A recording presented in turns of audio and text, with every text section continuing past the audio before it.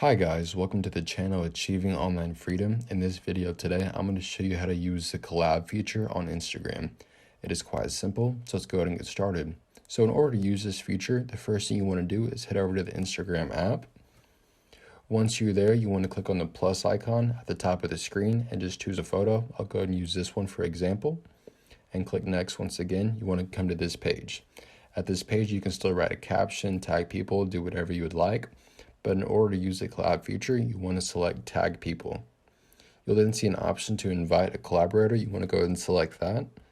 And then when you invite a collaborator, they can share your post to their profile grid and with their followers and feed. If they do, they'll be shown as another author on the post. So when you do finally post this post, they'll be sent a message saying whether or not they accept it or not. And then if they do, it'll be put on their feed as well.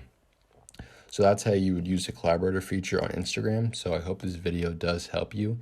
If it did, please make sure to like and subscribe to the channel. I'm trying to reach 1,000 subs by the end of the year, and I cannot do it without your help. I just want to say thank you for watching, and I will see you in the next video.